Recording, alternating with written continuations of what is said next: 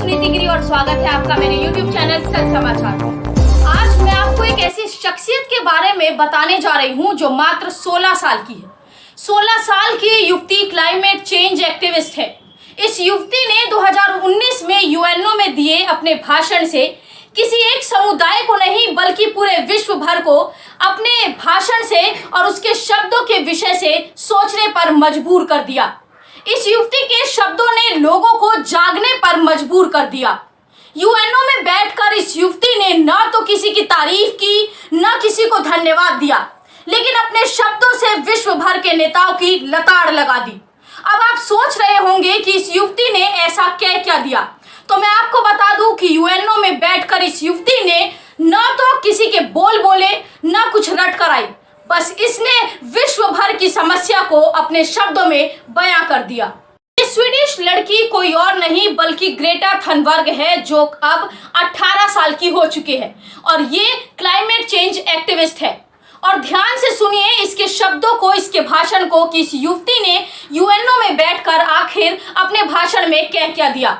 संयुक्त राष्ट्र के उच्च स्तरीय जलवायु सम्मेलन के दौरान ग्रेटा जब बोल रही थी तो संयुक्त राष्ट्र के महासचिव सहित विश्व भर के तमाम नेता स्तब्ध थे। आप इसके भाषण को सुनिए, उसके बाद मैं इसका हिंदी रूपांतर आपको सुनाती हूँ। This is all wrong. I shouldn't be up here. I should be back in school on the other side of the ocean. Yet you all come to us young people for hope. How dare you? You have stolen my dreams, my childhood with your empty words. Yet I'm one of the lucky ones. People are suffering. People are dying. Entire ecosystems are collapsing. We are in the beginning of a mass extinction, and all you can talk about is money and fairy tales of eternal economic growth. How dare you?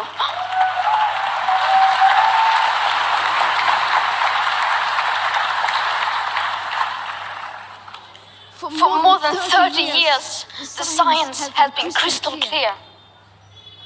How dare you continue to look away and come here saying that you are doing enough when the politics and solutions needed are still nowhere in sight?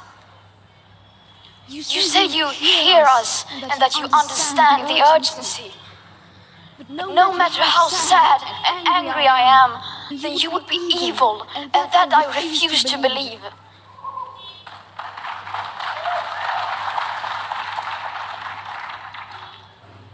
The popular idea of cutting our emissions in half in 10 years only gives us a 50% chance of staying below 1.5 degrees and the risk of setting off irreversible chain reactions beyond human control.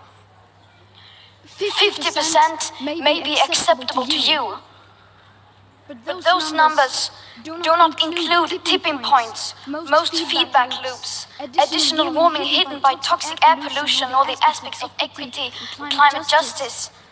They also rely on my generation sucking hundreds of billions of tons of your CO2 out of the air with technologies that barely exist. So a 50% risk is simply not acceptable to us, we who have to live with the consequences. To have a 67% chance of staying below a 1.5 degrees of global temperature rise, the best odds given by the IPCC, the world had 420 gigatons of CO2 left to emit back on January 1st, 2018.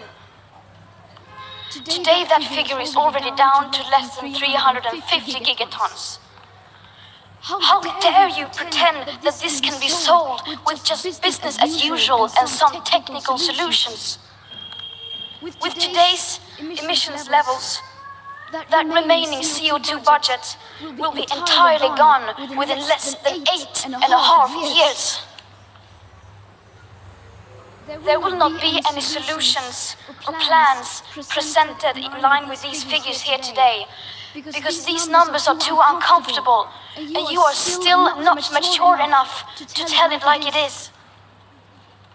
You are failing us. But the young people are starting to understand your betrayal. The eyes of all future generations are upon you. And if you choose to fail us, I say we will never forgive you.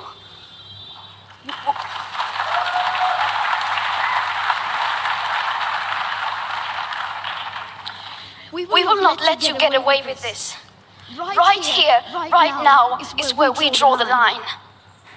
The world is waking up, and change is coming whether you like it or not.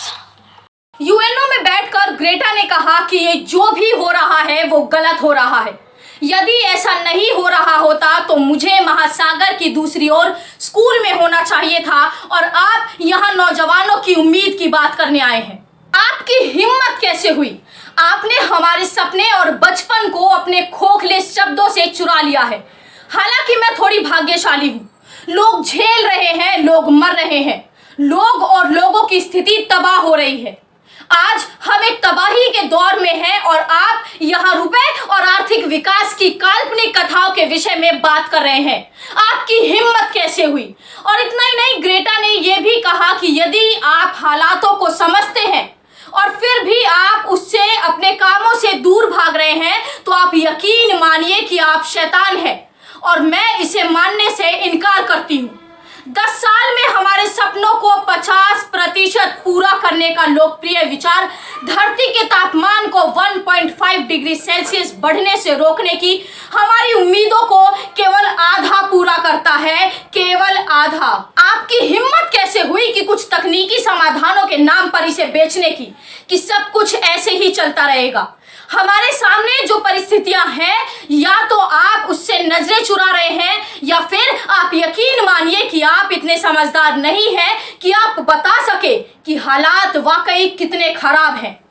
आप हमें नाकाम कर रहे हैं, लेकिन माफ कीजिएगा, हम युवा ये समझ रहे हैं कि आप हमें धोखा दे रहे हैं। हमारी अगली नस्लों की नजर आपके ऊपर है और यदि आपने फैसला लिया है कि आप हमें हरा देंगे तो सुन लीजिए, आपको माफ करने वाले हम नहीं हैं।